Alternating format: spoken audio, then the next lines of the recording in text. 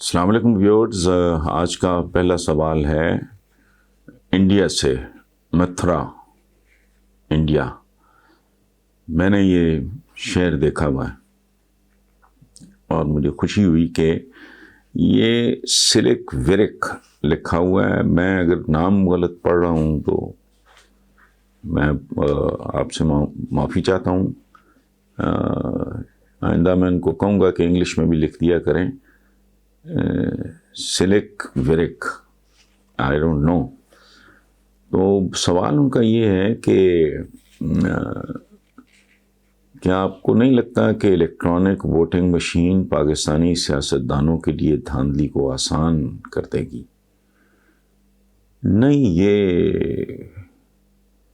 Work صاحب، یہ آسان یا مشکل کرنے والا معاملہ نہیں ہے۔ ایک مشین ہے، اس کا رول بھی ایک مشین سے زیادہ نہیں ہوگا، اور یہ ایک اور طرح کا معاملہ ہے۔ جب تک دیکھیں، میرا ایک شعر ہے، سرمایہ کیا رائے چرائی جا سکتی ہے، پانی میں بھی آگ لگائی جا سکتی ہے۔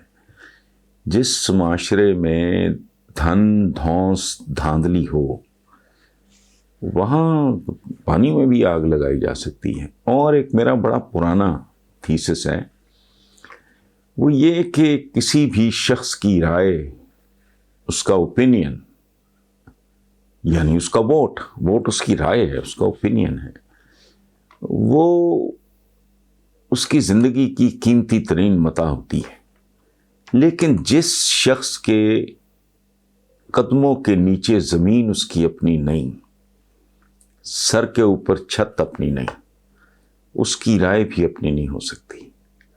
وہ مجبوریوں کا مارا ہوا شخص، تھانے کچہری سے بچنے کے لیے جس کو آسرا چاہیے، جس کو بچے کے ایڈمیشن کے لیے آسرا چاہیے، جس کو بچے کے جاب کے لیے سہارا چاہیے، جس کو قدم قدم پہ چودھریوں کی، فن خانوں کی، امپورٹنٹ لوگوں کی یا طاقتور لوگوں کی پناہ درکار ہو، وہ اپنی رائے دے نہیں سکتا۔ میرے چند ایک ایکسپریشنز ہیں، میں کہتا ہوں یہ قیمے والے نان ناچتے ہیں، یہ لوگ نہیں جلسوں پہ ناچ رہے ہوتے۔ تو یہ ایک جو دھاندلی فری الیکشن ہے، فری اینڈ فیئر الیکشن ہے، صاف شفاف الیکشن ہے، اس کے لیے انسانوں کا لبریٹ ہونا بہت ضروری ہے۔ اور یہ صرف فائنینشیل نہیں، انٹلیکچولی بھی آپ کو بہت آزاد ہونا چاہیے۔ مثلا میں نے چند روز پہلے یہ لکھا ہے کہ اگر میں جاہل ہوں تو میں اپنی ذات برادری کے گھٹیا شخص کو بھی اس لیے ووٹ دے دوں گا کہ یہ اس کا تعلق میری برادری سے۔ حالانکہ یہ نہیں ہونا چاہیے۔ مجھے دیکھنا اور سوچنا یہ چاہیے کہ یہ کیا میرے شہر کے لیے، میرے حلقے کے لیے، میرے ملک کے لیے، باقی انسانوں کے لیے یہ آدمی پروڈکٹیو ہوگا، یہ کریٹیو ہوگا، یہ آنیسٹ ہوگا۔ لیکن ذات برادری ایک بہت بڑی لعنت ہے ہمارے ہاں۔ تو اس لیے بھائی میرے، یہ مشینیں نہیں، جب تک آپ آدمیوں کو انسان نہیں بناتے، ان کے ووٹ کی کوئی حیثیت نہیں ہے۔ انگلینڈ جو ہے وہ بیسیکلی تو مدر آف ڈیموکریسی یا فادر آف ڈیموکریسی، جو بھی آپ کہہ لیں، وہاں یہ مرحلہ وار آئی تھی۔ ایسے نہیں جیسے گورا ہم پہ تھوپ گیا اور ہم نے وہ دیکھے بغیر وہ نوالا نگل لیا اور ہضم نہیں ہو رہا۔ آپ کے ہاں بھی جو ہو رہا ہے وہ بھی میں جانتا ہوں، ہمارے ہاں جو ہوتا ہے وہ تو میں جانتا ہی ہوں۔ تو جب تک انسان لبریٹ نہیں ہوتا، ذہنی طور پہ، مالی طور پہ، سماجی طور پہ، وہ اپنی رائے دے ہی نہیں سکتا۔ اس کی رائے کھوٹی ہوگی، اس میں خیانت، بددیانتی، کمزوری، خوف، یہ ساری چیزیں شامل ہوں گی۔ سو بہرحال میرا اوپینین ہے، ممکن ہے آپ کو پسند نہ آئے، electronic voting machine is a tool. باقی اگر وہ اس طرح کی ننگی اگر دھاندلی کو نہیں کرتا کہ بیلٹ باکسز ہی اٹھا کے لے گئے اور وہ سارے بھر دیے، وہ سارا، یا ایجنٹس جو ہوتے ہیں، پولنگ ایجنٹس وغیرہ، میں نے تو کبھی ووٹ نہیں دیا، میں تو I hate it. Ballot box میں سوائے جھوٹ کے اور منافقت کے اور گندگی کے ہوتا ہی نہیں. وہ جو بندہ لٹریٹ ہی نہیں ہے, جس کو سیاہ اور سفید کی تمیز نہیں, جس کو اچھے اور برے کا نہیں پتا, how can you ask him to decide the fate of a community or قوم؟ بہرحال لکھنا تو کسی اور موضوع پہ تھا, لیکن اخبار کی شاہ سرخی دیکھ کے طبیعت باغ باغ ہو گئی اور میں نے ارادہ تبدیل کر دیا, کیونکہ ہماری جنم جلی منحوس جمہوریت دنیا کے ہر موضوع سے زیادہ ڈھیٹ اور بے حیا ہے. یہ جان کر جی بہت خوش ہوا کہ اس بدترین مہنگائی میں بھی غیور اور باشعور لیکن بھوکا بے روزگار ووٹ صرف 2000 روپے میں دستیاب ہے. حالانکہ تکنیکی طور پہ دیکھیں تو 2000 روپیہ شاید 1000 کا بھی نہیں رہ گیا, بلکہ سچ پوچھیں تو عوامی زبان میں ٹکے ٹوکری ہو چکا ہے, اور اس ووٹ کے ساتھ ہونا بھی یہی کچھ چاہیے تھا اور یہی کچھ ہوتا بھی رہے گا.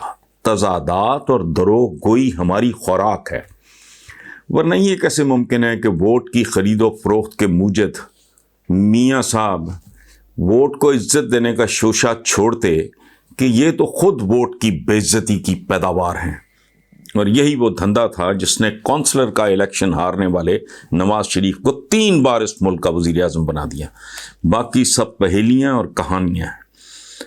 اصل بات یہ ہے کہ یہی ووٹ شریف کی اصل قیمت اور اوقات ہے. 2000 روپے میں آج کل مٹھی بھر چلغوزے, ڈھنگ کے موزے, آئرن مور تمباکو کی 2 ڈبیاں, لنڈے کا کوٹ اور چند قیمے والے جمہوری نانوں کا حصول بھی مشکل ہے, لیکن رائے 2000 روپے میں خریدی جا سکتی ہے. کبھی اسی مسخرے ووٹ کی شان میں میں نے یہ شعر لکھا تھا, سرمایہ کیا رائے چرائی جا سکتی ہے, پانی میں بھی آگ لگائی جا سکتی ہے. گزشتہ 30 برسوں میں کم از کم 30 بار ہی میں اپنا یہ فیوریٹ جملہ مختلف کالموں میں ریپیٹ کر چکا ہوں کہ جس کے پاؤں تلے زمین اپنی اور سر کے اوپر چھت اپنی نہیں, اس کی رائے یعنی ووٹ بھی اپنا نہیں ہو سکتا. آزادانہ رائے آزاد لوگوں کی ہوتی ہے, غلاموں کی نہیں. اور مت بھولو کہ غلاموں کی بے شمار قسمیں ہوتی ہیں, اور ہم جیسے معاشروں کا عام آدمی تہ در تہ غلامی کے شکنجے میں جکڑا ہوا ہے. یہاں تک کہ ذات برادری بھی غلامی کی ہی ایک مکروہ ترین شکل ہے کہ یہ بدترین جہالت کی کوکھ سے جنم لیتی ہے. ورنہ یہ کیسے ممکن ہے کہ میں ایک پاجی اور خبیث الدہر شخص کو صرف اس لیے ووٹ دے دوں کہ اس کا تعلق میری برادری سے ہے. لیکن اس معاشرے میں یہی کچھ ہوتا ہے. لاہور کے حلقہ NA 133 میں نون لیگ اور پیپلز پارٹی نے ایک دوسرے پہ ووٹ خریدنے کا الزام لگایا. الیکشن کمیشن نے نوٹس کیا کہ ووٹوں کی خرید و فروخت کے ذمہ دار لوگوں کو گرفتار کیا جائے, اور فواد چودھری پوچھتے ہیں کہ کیا 2-2 ہزار میں ووٹ خریدنا ووٹ کو عزت دینا ہے؟ میں نہیں جانتا کہ جمہوریت کی یہ ننگی تجارت عزت ہے یا بے عزتی یا ووٹ کی عصمت دری, لیکن حلفاً کہہ سکتا ہوں کہ سچ یہی ہے کہ ووٹ سمیت یہ ساری کی ساری جمہوریت ہمیشہ برائے فروخت تھی, برائے فروخت ہے اور برائے فروخت رہے گی. یہی وجہ ہے کہ اس بلاوی سے مجھے شدید نفرت ہے. ممکن ہے کچھ دوستوں کو بلاوی کا مطلب سمجھ نہ آئے, تو ان کی خدمت میں عرض ہے کہ یہ کال گرل کا اردو ترجمہ ہے. لیکن اس سے بھی کہیں اہم سوال یہ ہے کہ جب الیکشن کمیشن کے نوٹس کے نتیجے میں ذمہ داران کو گرفتار کیا جائے گا تو کیا صرف ضمیر یعنی ووٹ خریدنے والوں کو ہی گرفتار کیا جائے گا, یا بیچنے والوں کی پکڑ دھکڑ کا اہتمام بھی ہوگا؟ کیونکہ حقیقت تو یہی ہے کہ خریدنے اور بیچنے والا دونوں مجرم ہیں. ایسی صورت میں ووٹ بیچنے والوں نے اگر یہ کہہ دیا کہ میرا ووٹ میری مرضی, تو جواب کیا ہوگا؟ خصوصاً اگر ووٹ بیچنے والی 2-3 چھوٹے چھوٹے معصوم بچوں کی بیوہ ماں ہوئی اور اس نے ہاتھ جوڑتے ہوئے سرکاری اہلکاروں سے اور جمہوریت کے ماموں سے یہ کہا کہ حضور میرے بچے 2 دن سے بھوکے تھے اور میں نے یہ سوچ کر اپنا ووٹ بیچ دیا کہ ووٹ فروشی جسم فروشی سے بہرحال بہت بہتر ہے. اور یوں بھی اس ملک میں ووٹ جس کو مرضی دے دو، نتیجہ تو ہمیشہ ایک سا ہی نکلتا ہے۔ تو حضور پھر کیا بنے گا؟ شہروں کے باسی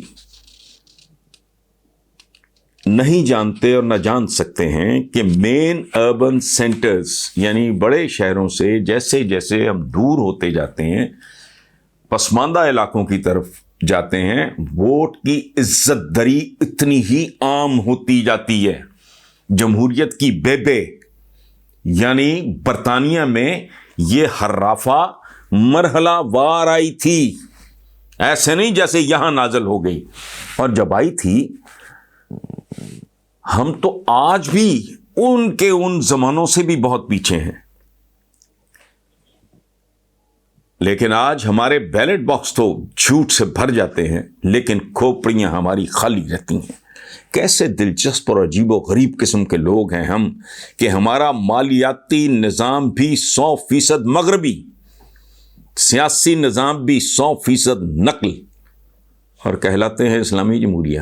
اسی لیے پھٹکار ہے، جب کوئی غیر سودی نظام کا ذکر کرتا ہے تو وہ مجھے جھوٹا اور فراڈیا لگتا ہے، کیونکہ ہماری پوری معیشت قرضوں کی مرہون منت، قرضوں پر سود یا ماکپ۔ تو یہ ڈرامہ یوں ہی ہے کہ کوئی کموڈ میں گلدستہ رکھ دے، لیکن جس طرح ہمارے ہاں کچھ بھی اوریجنل نہیں، اسی طرح ہماری سوچیں بھی اوریجنل نہیں۔ اکثر لوگوں کے صرف جسم مرتے ہیں لیکن کچھ لوگوں کی روحیں بھی مر جاتی ہیں۔ لفظوں کی قے ہے اس ملک میں، لفظوں کی قے ہے یا پیچش ہے۔ سیاسی نظام مغربی جمہوریت، مالیاتی نظام مغربی ڈالر کے گرد ناچ ناچ کر یار منانے کے چکر میں، مقبول ترین کھیل کرکٹ، معزز زبان انگریزی، فیوریٹ فوڈ یہ پزا، برگر، پاسٹے، چپس، نوڈلز۔ تعطیلات کے لیے کہاں جانا ہے؟ یورپ، امریکہ، کینیڈا، آسٹریلیا۔ کیا ووٹ کے لیے سب کافی نہیں؟ یا 2-4 ہزار چیزیں اور بھی گنواؤں؟ پھر بھی سود حرام اور باقی سب کچھ حلال ہے۔ میرا ووٹ میری مرضی، تیرا نوٹ تیری مرضی۔ کاشف شیخ صاحب ہیں بند روڈ لاہور سے، وہ کہتے ہیں جی کہ پاکستان اس دنیا میں واحد ملک ہے جو ایک خاص نظریے کی بنا پہ مرز وجود میں آیا۔ کاشف شیخ صاحب، اسرائیل بھی ایک خاص نظریے کے تحت ہی وجود میں آیا ہے۔ بہرحال یہ ایک اور طرح کی بحث ہے۔ اچھا، وہ کہتے ہیں کہ جی شروع دن سے اس مملکت خدا داد کو اندرونی بیرونی خطرات، یہ بر صغیر کے مسلمانوں کو رسول اللہ نے فتح کی بشارت دی تھی، روم، ایران اور تزاریوں کے باب میں سرکار کی پیشگوئیاں پوری ہوئیں تو یہ بھی پوری ہو کر رہے گی، وغیرہ وغیرہ۔ میرا سوال ہے کہ ہماری جد و جہد کا مرکز کیا ہونا چاہیے تاکہ ہم ایک عظیم قوم بن پائیں؟ کاشف بھائی، گزارش یہ ہے کہ آج یہ جو ہے نا پیدرم سلطان بود والا رویہ بڑا مروا دینے والا رویہ ہے۔ اپنے ماضی پہ فخر نہ کریں، اس میں ہمارا آپ کا کوئی کنٹریبیوشن ہے نہیں۔ صلاح الدین ایوبی کرد تھے، طارق بن زیاد بربر تھے، امیر تیمور ترک تھے، وہ جو آٹومنز ہیں وہ سارے کے سارے ترک تھے۔ امیر تیمور کے ٹرائب کا نام برلاس تھا۔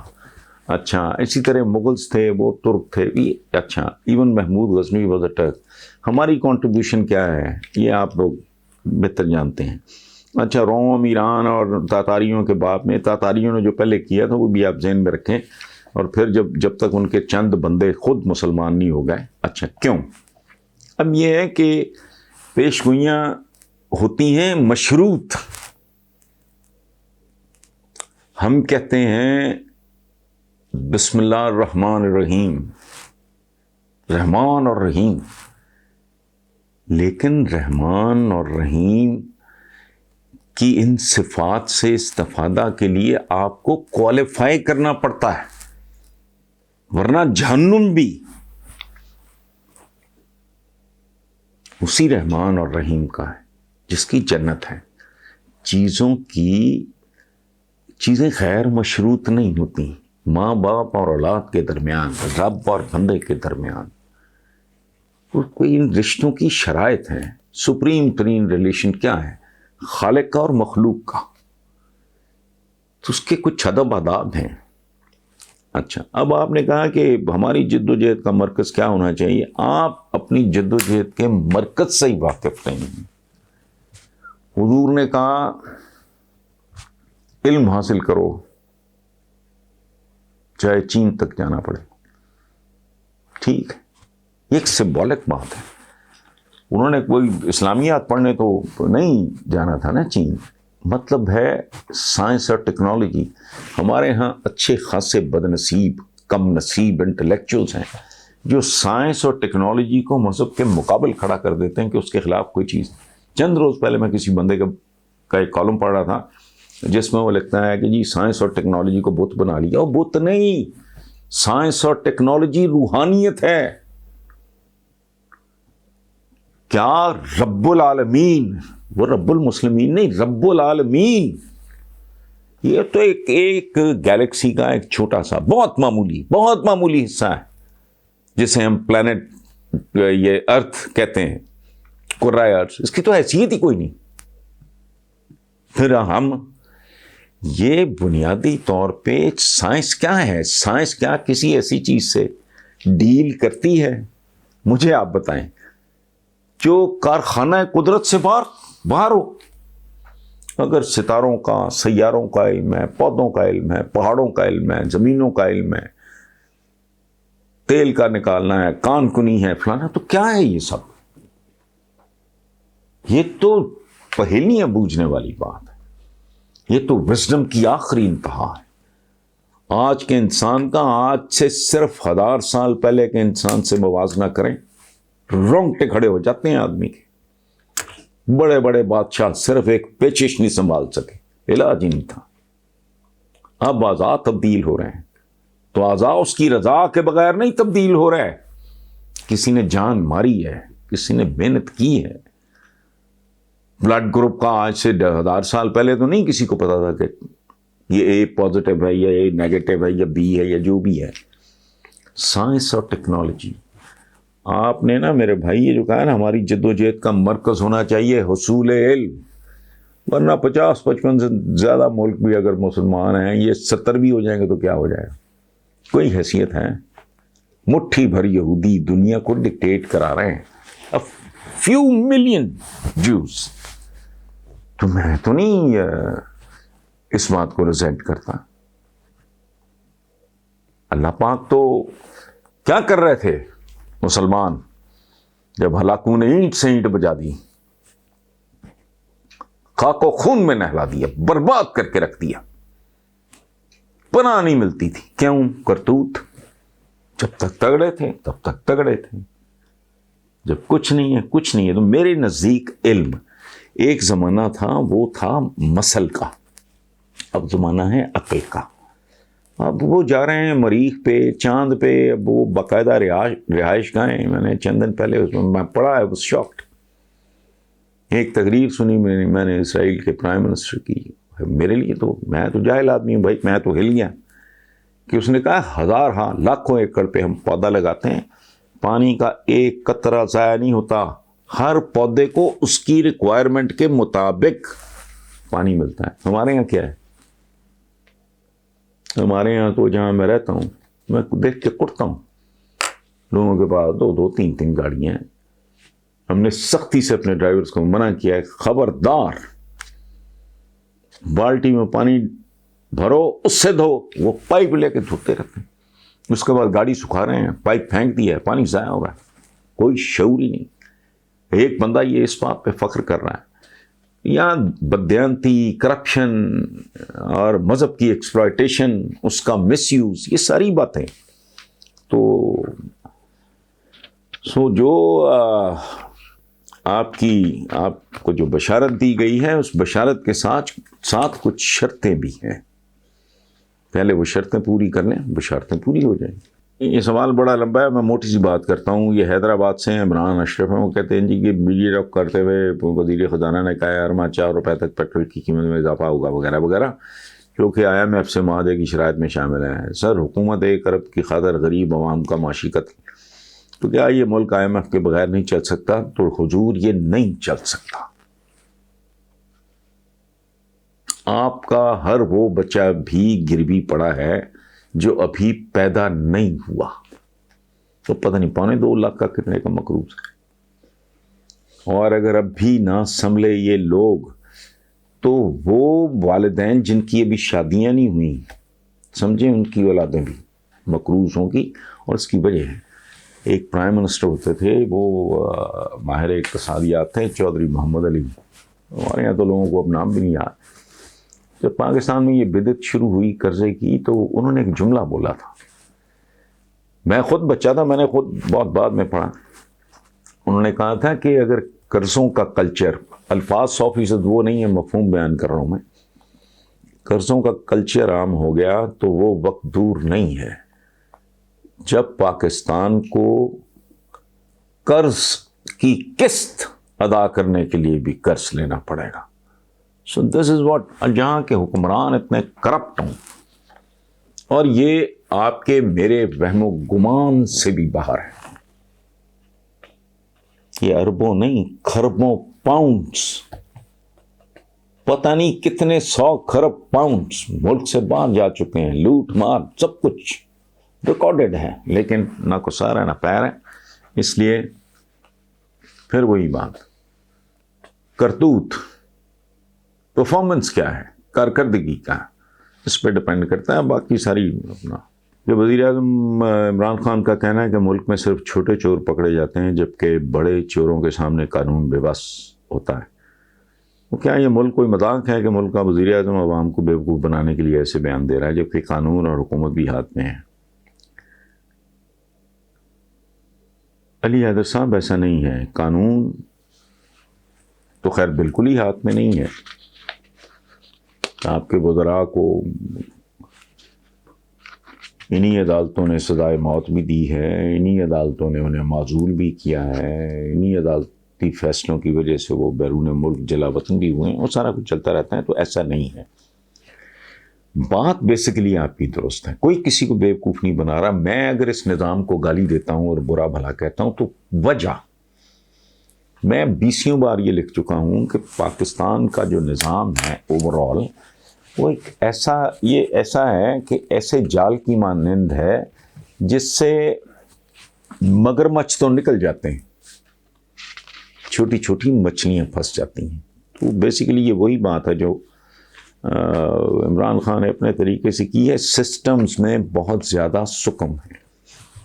آپ کا مالیاتی نظام آپ کا نہیں ہے، بوروڈ ہے. یہ ذہن میں رکھیں.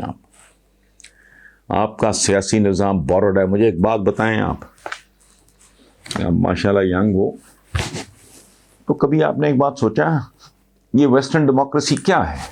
ویسٹرن ڈیموکریسی میں ایک بندہ اٹھتا ہے، وہ پرفارم کرتا ہے یا جگاڑ لگا جو بھی کرتا ہے، وہ پارٹی میں اپنی جگہ بناتا ہے، بتدریج ایک ایفرٹ کے بعد وہ ایک مقام تک پہنچتا ہے، پھر وہ نومینیٹ ہوتا ہے، پھر وہ عوام کے سامنے، پہلے پارٹی کے پھر عوام کے سامنے خود کو صدارت کے لیے یا وزارت عظمیٰ کے لیے پیش کرتا ہے. یہ ہے ویسٹرن ڈیموکریسی. ایک بہت چھوٹی مثال دے رہا ہوں، بہت چھوٹی. اسلام کا اقتدار کا فلسفہ جانتے ہیں آپ کیا ہے؟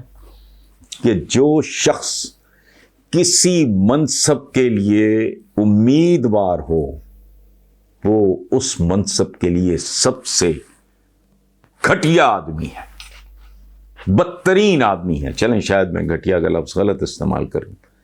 میں اگر خود کو ایک منصب کے لیے پیش کر رہا ہوں، پبلک آفس کے لیے، مجھے کیا تکلیف ہے بھائی؟ وہاں پیش کرتے ہیں، کیمپینیں چلاتے ہیں، یہ ہوتا ہے، وہ ہوتا ہے، پیسہ لگتا ہے، جھوٹ ہوتا ہے، سبز باغ دکھائے جاتے ہیں. اسلام میں تو یہ فلسفہ نہیں ہے. جب تک خلافت راشدہ رہی تب تک یہ تھا. اس کی آج بھی مثال دی جاتی ہے. بعد میں کیا ہے؟ قتل و غارت ہے. باپ بیٹے کے درمیان، بھائیوں کے درمیان، کزنز کے درمیان، چچاؤں اور تایوں، اور سارا. ہمارا تو فلسفہ ہی مختلف ہے.